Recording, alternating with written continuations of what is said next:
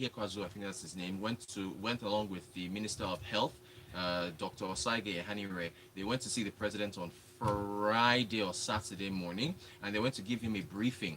Yeah. There was a video of it. They posted it on the It was Ministry of Saturday morning. Saturday morning. Yeah. So and you should have seen the distance that the president kept Social from real. distancing. Look, you're supposed to be 2 feet from it, 2 meters, 6 feet. The president was like 15, 20 feet away from the Minister of Health as he was giving him the briefing. And meanwhile, in the interest of social distancing and saving costs, couldn't the Minister of Health and the Director General of the NCDC, couldn't they have done video conferencing with the president to We give him his needed briefing? to see proof. No, couldn't Jay, they have have you sent been on social media leave all recently? those ones? Okay. Couldn't they have sent the documents by email? Me, I'm here for business. Couldn't they have Of sent the course. saved costs? Anyway, the president is locking down Lagos, Abuja, and Ogun. Let me give you the numbers. The latest numbers from the NC, the Center for Disease Control, were at 111 cases, as Ayo mentioned this morning. Lagos has 68 cases of COVID-19 confirmed. FCT is second place with 21. Ogun State just has three, but I guess based on seeing information they gave him, they're expecting maybe more. Enugu 2, Ekiti 1. Oh, sorry, Oyo State is actually next after FCT with 7. Remember Governor Makinde, who we like, he had that boo boo, that error when he went to give a big rally and he apologized for it. So Oyo State is on the map there. So anyway, Lagos 68 cases, FCT 21, Oyo 7, and then Ogun 3, Enugu 2, Edo to Bauchi to Oshun to, and then Rivers, Benue, Kaduna, and Ekiti have one case each. So the thing that is the effect on businesses. The fact is, a number of businesses are still very cash based. Yeah, I mean there are businesses that they need day to day. They need physical cash because of how they operate, and so by shutting down for like 2 weeks, can they survive for that length of time? Also, this 2 week period that is about to pass, the Lagos State Commissioner for Health, Professor Ayobami, said that he's expecting a surge over the next 14 days, possibly. That's a surge in cases. So I think this is a very crucial 2 weeks in order for them to be able to curtail this expected surge of cases that are going to be possibly coming up. But at the same time, they have to make sure that that's according to again Professor Akin Abayomi, that's the Lagos State Commissioner for Health. He has to make sure that they utilize these 2 weeks as properly, and they clamp down on all those cases and track all those people that supposedly possibly could spread the virus over the next couple of days. But the impact on businesses is going to be felt because a lot of them don't have access to other electronic means of doing business, and clamping down on them over the next two weeks and not allowing them to conclude their activities, that's not going to fare very well for them. But again, as the president said, essential services, food, manufacturing, I think he said private security, discos, the power sector, they're allowed to still move around. And then us in the media, provided we prove that we're not able to broadcast from home. So are we able to broadcast from home? Although it would be nice for tech to allow us to do that. I think telecommunications as well. If you're in telecommunications, you can move around if you have proof that you can work from home. Benga Kamo sends a message here. It says, but we need lights. Did you say, he said it talked life? Maybe that's an error, a typo. He said, but we need lights to have No, life we to need have life. You need to be economic alive. activity. Okay, right. So maybe that's what it means. Yes. Yeah. The cases are rising, but how do we identify and get to the vulnerable? Have we not all become vulnerable? Good point. The health commissioner Abayomi, Professor Abayomi, yesterday was saying, he was on TV station talking about this. He said that there's still the issues of people who are asymptomatic, that are not showing symptoms and are still able to spread this thing. So as far as those people are concerned, those are who they are tracking. Globally, if anyone is interested, you should go to coronavirus.jhu.edu. That's John Hopkins University. It's a University of Medicine. They have this lovely interactive map. I mentioned this like I think a month ago, where you can keep up with the cases. So globally, 723,000. As of yesterday in the afternoon, it was about 681. So this thing has been climbing and climbing. By the end of Sunday, that crossed 700,000. So right now, total confirmed cases 723,000. The total deaths worldwide 34,000. But so this number, people don't include this number. Total recovered It's 151,000. Yeah. Justin Trudeau's wife, Prime Minister of Canada, our second Prime Minister, or our second president.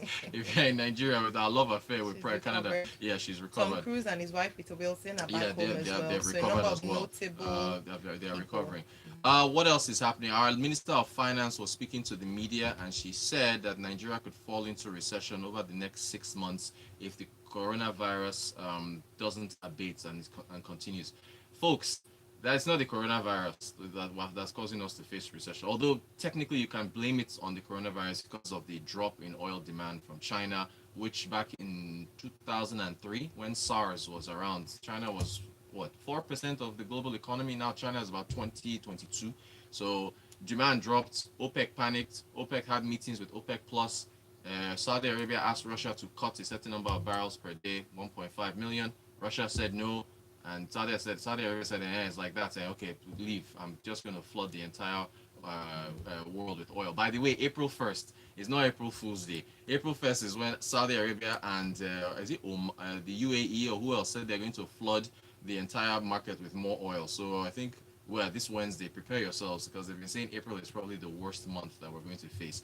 So that is the issue we're facing with oil prices falling to where they are. It's not the coronavirus could end tomorrow. As long as Russia and Saudi Arabia still have their issues, Nigeria and other oil producing countries are still in trouble. In fact, who downgraded us yesterday or the day before? S&P, the S&P Global Ratings Agency. We've been downgraded to junk status. That's Nigeria. We're at B minus. They also downgraded Mexico, Angola, Ecuador, and Oman, all oil producing nations. And the reason why they downgraded all of them, that is their credit ratings, was because of where oil prices are. Although what this now means, that if we have to go out and borrow, we could see a higher cost of borrowing with regards to what investors are going to ask for. That is, yields on bonds and so on and so forth. So that's not very good. So we've been downgraded on that front. So has anyone? Did I mention this last week that certain banks have been sending notifications to people stating that the cap, your spending cap in dollars on your debit card. Yeah, I got that email. You got it, yes? Yeah, So this is shades of 2016, when we were in recession and oil proceeds had fallen drastically. All of a sudden, there was dollar rationing, and the bank started sending messages to people saying that, look, in fact, my bank, they sent me, they said my limit was $3,000, and they cut it to 1,500, and they cut it to 500. So when the bank started doing that, it gives you a clue as to where our situation is with respect to the dollar, the level of dollars in the country. Again, CBN reserves now have fallen to under 36 billion from about 45 in July of last year. Let's see now. I have a message from Sheon. How about tech staff for the various organizations we're going to be relying on? Banks, payment processors, e-commerce platforms, etc. He didn't say, Sheon. I don't believe he mentioned anything about tech staff. But look, tech staff, they work round the clock anyway, right? So I think we'll see how that works out. But the president didn't actually mention him. But anyway, isn't financial services, shouldn't financial services be essential services? It should. Well, if you think about in other parts of the world, banking, in terms of banking hall, I know that's reduced drastically in recent times. Yes, However, it's also a way, it exposes people more to contracting, passing on, and if we're going to manage the spread, one of the ways is that we need to shut down certain services, unfortunately, for 2 weeks. This just points to the real essential services, right. And that is that people must eat. So food. But you used to buy the food now. That's why cashless service. That's cashless Lagos. How many people are cashless in Lagos? Cashless. But I think in Lagos we've done a lot better. Wait. Can you go to Balogun Market or Oshodi and buy something? It's closed. No, that's what I'm saying now. So they only sell food. So they're allowing food to be sold. Yes, but not in Balogun Market. So with this, from my understanding, there are specific designated schools that Lagos State government have created for markets, for food markets. Understood. And if there are no buses, if there's no mode of transportation, how will you get to your market? No problem. Even if you walk, my own is, when you get there, how do you transact to buy the food? You transfer to the market woman's account number. How many market women do transfers? How many? All I'm saying is that cash, you need cash, right? But they're even asking you to reduce your handling of cash in this period. Yeah, but you see, this is what look. I'm glad we're having this conversation. The reality is that not many people are able to transact electronically. I know. I remember one time I bought tomatoes, and the market woman actually had an account, and I was so grateful that she did. So I transferred the money to her. But not all. Yeah, but even my fruit guy, he's very. I mean, if you see his fruit stall, I'm not saying a posh anything. Yes. By the roadside. Yes. Sometimes I transfer. Just recently, he said that the phone that the alert comes to is with his. So now you have to use cash, have you? However, yes. However, yes. the truth is that this is opening our eyes more to the fact, and I hope that businesses like that will see the need to, go cashless in terms of opening an account. Number two is that if it means you're not ready for a time like this, if you don't have that facility, unfortunately, the idea is not for us to bypass the process and open stores. We're trying to reduce the number of people on the road. Fine, anyway. fine. But what about areas where there are no banks? What about rural areas or the out? It's not everywhere. We can't use Lagos as a proxy. We can if you go to he said it's Ogun, Abuja and Ogun. Also, there are certain areas on the outskirts of the city where there are no banking facilities. Okay, so how do those people who are there? It's cash they use now. So today, some banks, one of my banks has sent me an email saying that they're going to shut at 6 p.m. Okay. I think they might actually need to extend the time, and that's why I'm. There'll be a rush. 11 p.m. Yes. You see lines. So today. this morning, on my way to work this morning, I saw an ATM. Yes. And I just quickly ran there. Was there a line? Of course not. At 4 okay, early this morning. So, yeah. I'd driven past, and someone said, "Ayo, use your brain." by the time you're done from work, this place won't be packed. Yeah, will be exactly. packed. So I just took out some money so I can hold some cash, even though at the moment, of course, like you mentioned, it's just for security. Right. I do most of my transactions using again, but you are a big Lagos babe, and you are not the typical Nigerian. So there's. But I do get your point. Yeah, exactly. This exposes a number of things. Daniel is saying it is in Saudi and Russia's interest to continue the oil price war when the global economy is going into recession. Wouldn't this come back to bite them? Yeah, well, it's between the two of them. I hear Saudi Arabia could end up being worse off. Although I was arguing that I was arguing that Saudi Arabia would be better off, but they're saying that they will be worse off. Prince says, Rotos, a lot of market women in Lagos now accept transfer and POS. The awareness in Lagos is high. Cool, but what about Ogun State, Prince? And I was arguing the same thing. What about Ogun State and Abuja? Outskirts. See, a number of us are not the reality of Lagos State. Exactly. That's exactly what I'm saying, right? That's exactly what I'm saying. Adeyinka Festac said, God help us, it's because the situation is within control. That's why we are debating if financial services are essential services or not. If we can do a full lockdown, it will be hard, but will pay us better. Again, we will all be here in 2 weeks. This is my thing. I don't want this lockdown to happen for 2 weeks because Nigeria has issues with efficiency. Although, shout out to the NCDC, shout out to Professor Abayomi of the Lagos State Commissioner of Health. They have really been on this thing. They've been updating us. They've been doing the best they can. But my own is, I don't want a situation where you've locked down the country for 2 weeks and we now still get an explosion of coronavirus cases after the 2 weeks, and then you have to shut the country down again. Yeah, but you see what I'm saying? And that's why for many countries, including the UK, yes, the UK is on a 2-week shutdown. I was even speaking to some of my friends. They say, please give us tips. You guys have gone ahead of us. But the truth is that no country is doing it with the mind that in exactly 2 weeks we're going to contain this. And I think people need to grasp that reality. Yeah, but you see, fine. It is that it's an initial one to try and contain what's already on ground. No problem. So there might be an extension. Yeah, but now what happens to businesses if you not extend this to 3 weeks, 4 weeks, 5 weeks? You will kill businesses. You will kill them. But someone already stated, can you do business dead?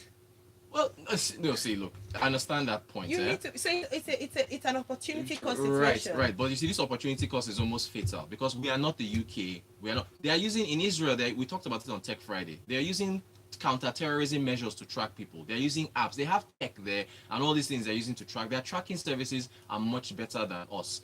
Also, we were sending out notifications on Twitter. If you're on flight BA755, please call this number. Some people, we've heard stories of people who have come back from the UK. They're either afraid to self-quarantine. They don't want to declare themselves. How do you track them? So, we'll see if this thing works. I hope it does. But if this extends, look, we are already Nigeria is already facing recession issues because of a pullback on business activity. So we just we just don't know. Let's see what happens. But I hope that they can So, make some moves. Yeah, go ahead. We have less than 1 minute. Oh, but I need serious to ask already? you, what would you suggest the government do? So if not lockdown, what would you suggest they do? Look, somebody gave this example on I think it was the head of what's it Mark Essien. He said it's like trying to shut down people who send silly videos and fake news on WhatsApp without shutting down WhatsApp. Yeah. It's almost impossible, right? So unfortunately, you put me on the spot. I maybe I would put a lockdown as well. But if I put it, well, here's what I would do. If I put a lockdown for 2-3 weeks and it doesn't work, then I can't lock down the city further. I'm just gonna have to try. I have to track. You have to tell people to stay at home and continue that way, because locking down we've shut down the borders now. No human travel through borders. No goods and services through the borders.